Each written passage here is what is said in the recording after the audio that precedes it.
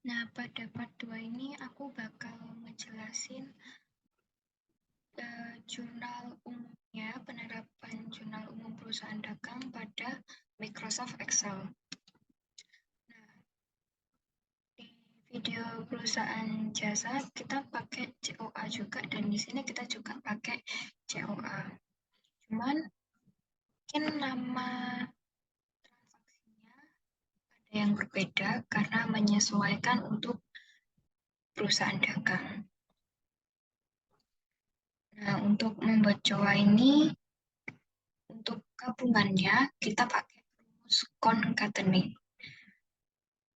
Lalu COA, koma, tanda kutip, spasi tanda kutip, koma, B3 yang ke sini. Terus tinggal di kopas ke bawah sehingga jadi COA gabungan ini.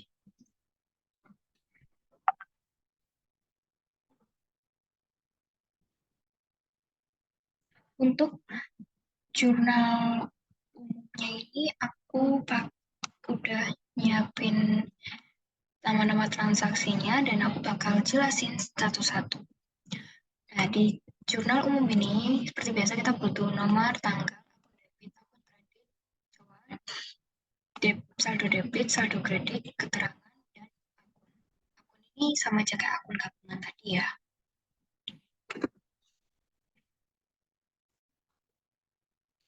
Oke, langsung saja yang pertama. Ini udah aku buat surat penyetoran modal pemilik usaha PT Once yang dimiliki oleh Edward. Edward memberi modal berupa uang tunai sebesar ini ada salah besar 500 juta.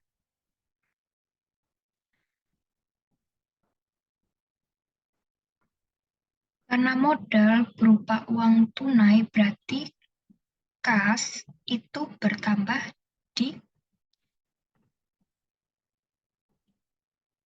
debit. Modal di kredit karena modal bertambah dan modal itu bersifat ekuitas, sehingga ekuitas kalau bertambah di sisi kredit. Lalu keterangannya kita kasih penyetoran modal awal oleh pemilik. Lalu yang kedua,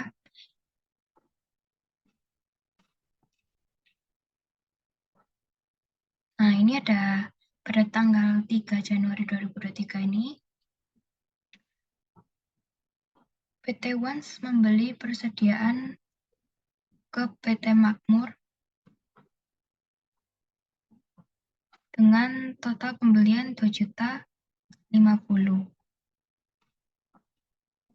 Sehingga persediaan barang berupa plastik bertambah di akun debit. Karena persediaan barang dagang itu termasuk aset. Karena utang terhadap PT Makmur, jadi ini tuh dibayarnya itu secara kredit, maka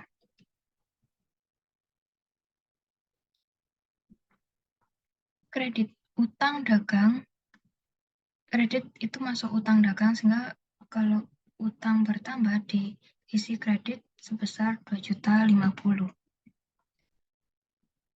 Jangan lupa keterangannya kita isi dengan membeli persediaan barang dagang dari PT Makmur dengan syarat 2/10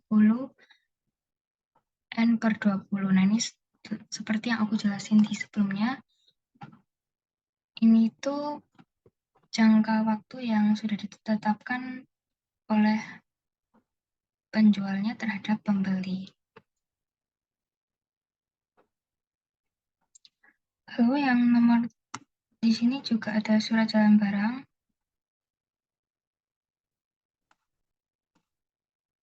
dari PT Makmur untuk PT Once. Lalu yang ketiga itu PT Once mengajukan retur pembelian. Jadi ini bentuk nota returnya terhadap PT Makmur. Sehingga utang dagang itu berada di sisi debit. Karena mengembalikan sebagian barang berarti utang berkurang. Utang berkurang di sisi debit.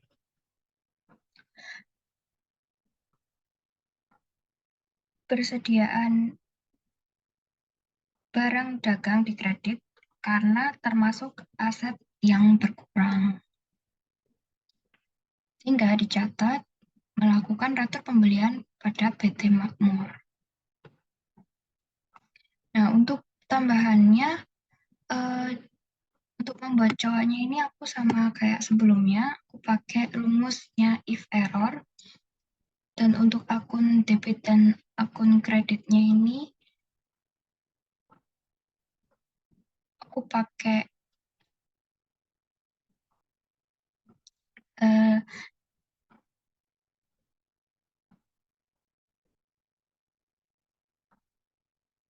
data validation, terus aku kasih yang list itu, lalu aku kopas sampai bawah.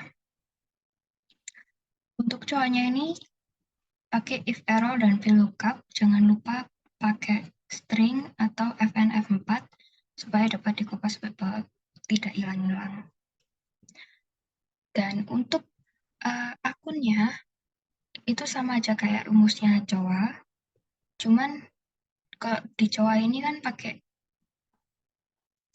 2, karena menyesuaikan sama, nah ini apa yang mau kalian pakai. Sedangkan kalau akun gabungan berarti tiga-tiganya ini dipilih semua. Jangan lupa di string, terus untuk akun ini 2-nya diganti 3, lalu ditarik ke bawah. Nah, melanjutkan yang tadi, untuk nomor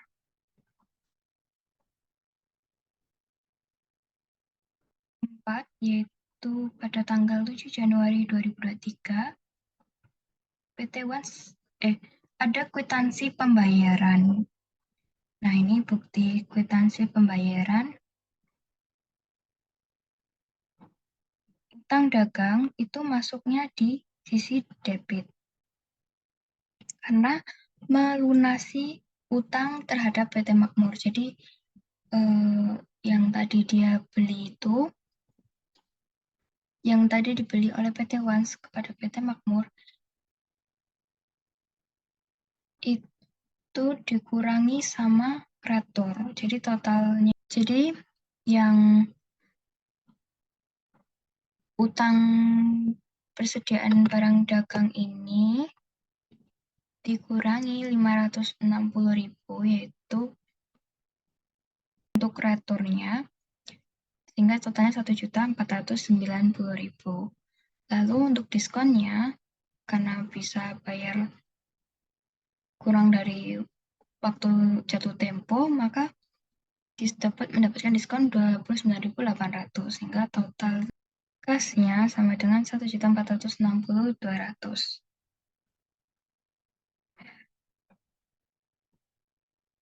Lanjut untuk soal nomor 5.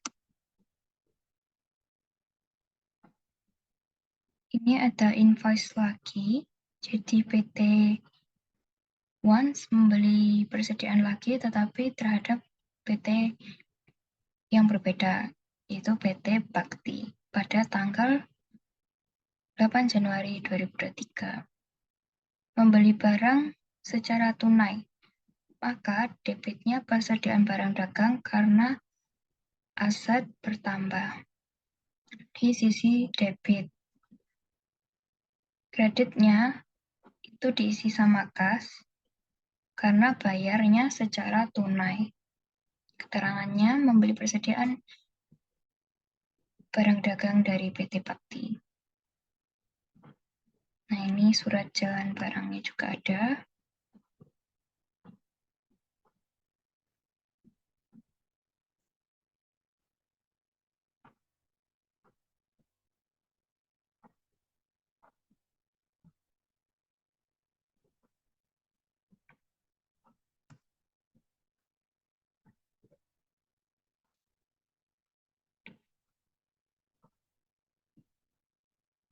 Nah, ini untuk kwitansi pembayaran atas pembelian persediaan barang dagang sebesar 595.000.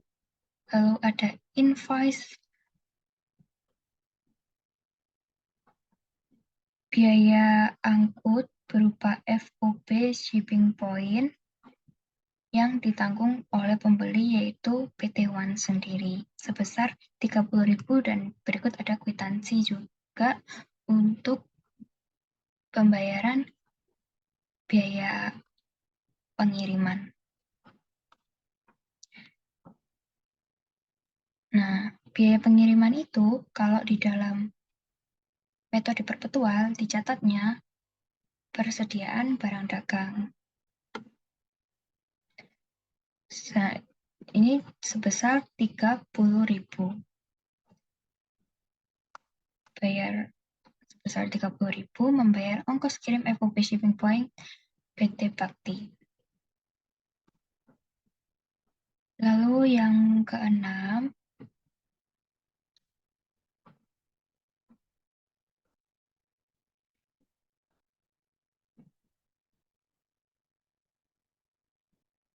ini ada invoice lagi pada tanggal 10 Januari 2023.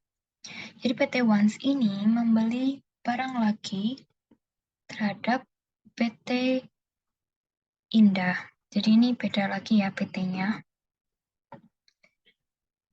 Sebesar 400.000. Jadi persediaan barang dagang dicatat di sisi debit karena persediaan barang dagang merupakan aset. Bila mana aset bertambah, maka akan dicatat di sisi debit.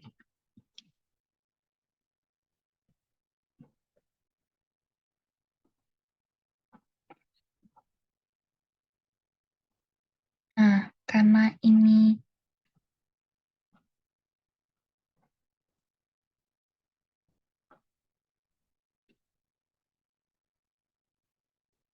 nggak ada kwitansinya, karena membeli secara kredit, maka utang bertambah di sisi kredit.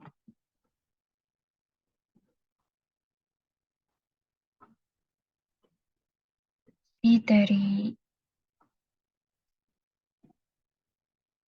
invoice, saja barang, lalu ini ada invoice biaya pengiriman,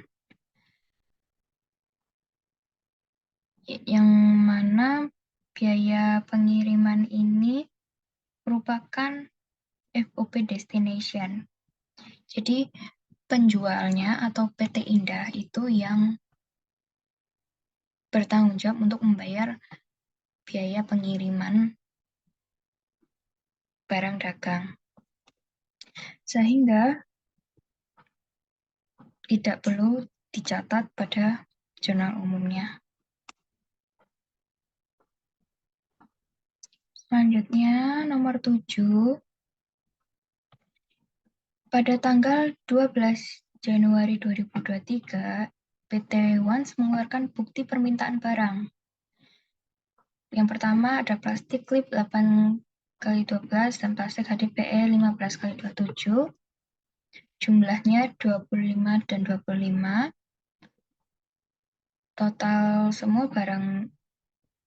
Total plastik klip adalah 100.000 dan total plastik HDPE adalah 150.000. So, di sini ditandatangani oleh bagian penjual dan kepala bagian gudang. Bukti permintaan barang itu untuk HPP-nya. Nah, di sini PT Jaya membeli barang dari PT Once dan dikirim dan udah diterima. Nah, berikut ada invoice-nya sebesar 475.000.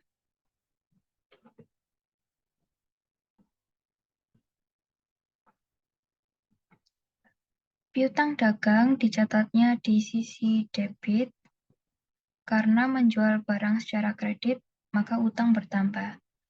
Kredit penjualan karena pendapatan bertambah, maka penjualan bertambah di sisi kredit.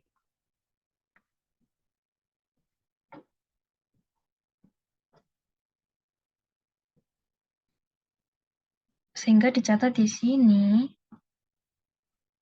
itu 400-nya ini adalah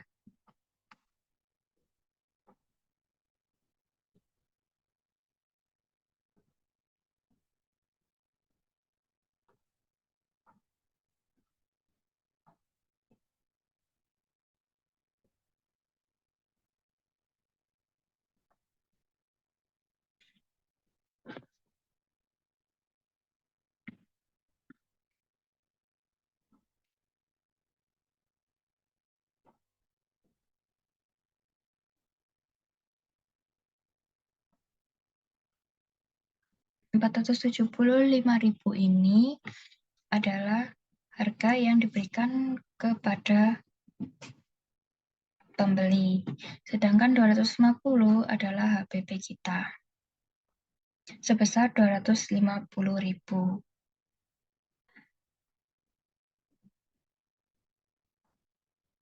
Lalu pada tanggal 13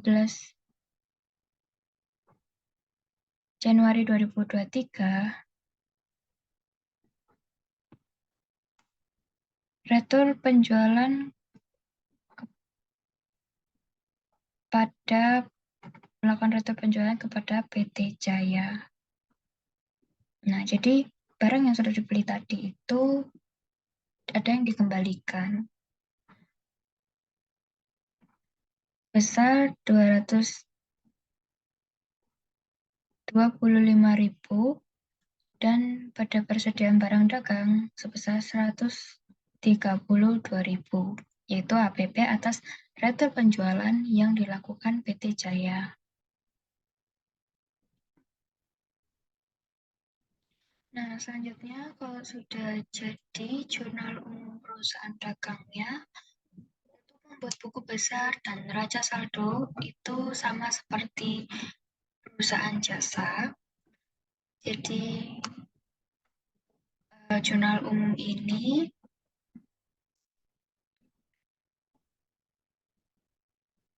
kita move for copy, lalu klik buku besar, create a copy, nanti muncul sheet buku besar. Nah, sebelum muncul berbagai macam akun ini, nanti kita pilih pada sisi kanan ini, itu ada tanggal, debit, kredit, lalu ada akun. Nah, akunnya itu kita pindah ke filter. Nah, kayak gini. Akunnya kita pindah ke filter, terus kita masukkan rumus sum of debit, rumus saldo debit dan saldo kreditnya. Setelah itu kita pilih ininya. Ini jangan diklik all, tapi salah satu aja, kayak satu bekas, terus copy paste persediaan barang dagang, lalu piutang dagang sampai HPP. Jadi semua ini tuh harus di copy paste semua, jangan sampai ada yang kelewatan karena ini bakal mempengaruhi ke neraca saldonya. Untuk neraca saldonya setelah buku besar ini jadi, tinggal kita klik for copy lagi, klik untuk neraca saldo create copy.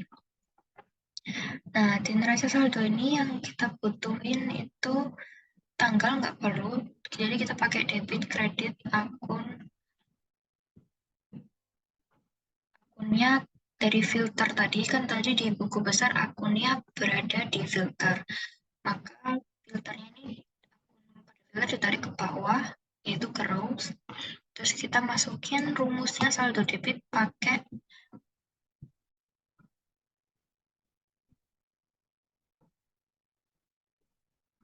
field. Jadi kita masukin rumus untuk membuat saldo debit dan saldo kreditnya ini pakai field item sets calculated field, pakai rumusnya if debit lebih besar dari kredit, maka debit dikurangi kredit sama dengan maka sama dengan nah itu nanti kebentuk saldo debit dan saldo kreditnya ini. Sehingga kalau sudah balance berarti sudah benar. Oke, langsung saja kita ke laporan keuangannya. Laporan keuangannya ini yang pertama adalah laporan laba rugi. Itu ada pendapatannya dari penjualan, dikurangi oleh retur penjualan dan potongan penjualan. Sehingga penjualan netonya sebesar 230.000. Nah, untuk mendapatkan total penjualannya ini bisa pakai rumus sum if ke jurnal umum tadi. Terus kita copy akun debitnya. Terus balik lagi ke laporan keuangan. Lalu kita klik kolom penjualan ini. Lalu balik lagi ke jurnal umum metode perpetual. Lalu pilih yang saldo debitnya. Nah, setelah dipaste, totalnya 985.000. Dikurangi retur penjualan dan potongan penjualan ini dapat dilihat dari neraca saldonya. Nah,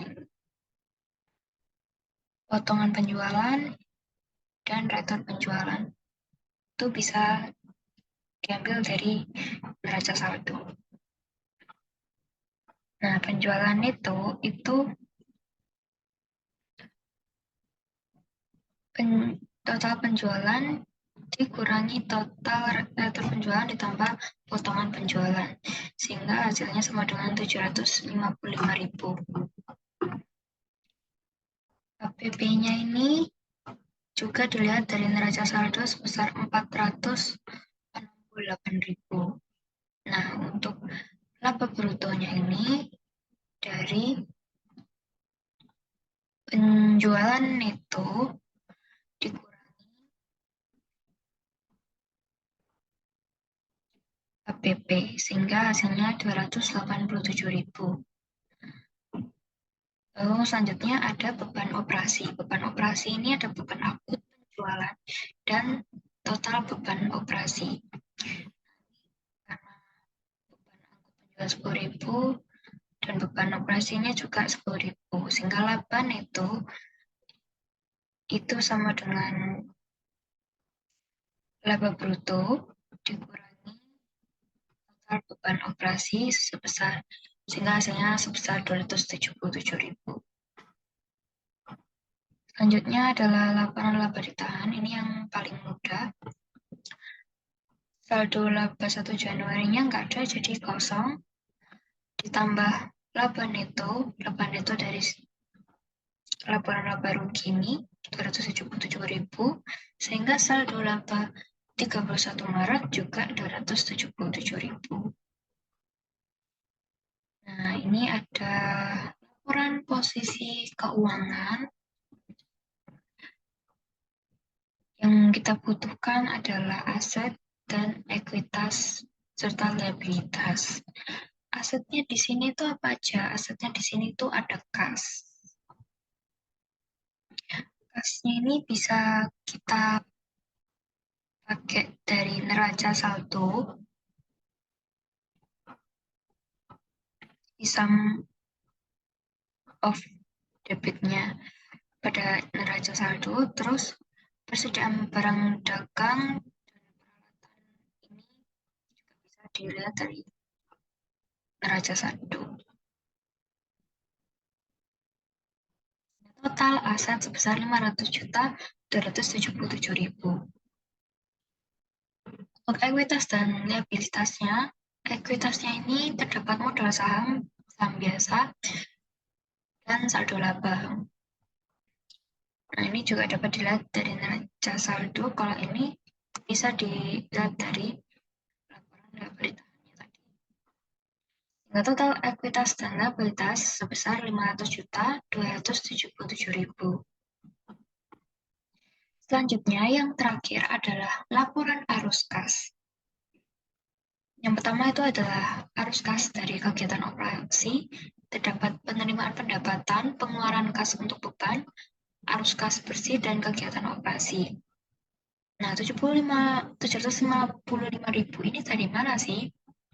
Pertama itu kita harus ke jurnal umum, terus ininya kita pilih, kita klik data, terus kita klik filter, nanti jadinya seperti ini. Nah, ini khusus untuk arus kas. Nah, pada laporan keuangan arus kas ini, 755.000 penerimaan pendapatan dapat dari kas pada sisi debit untuk yang kegiatan operasional.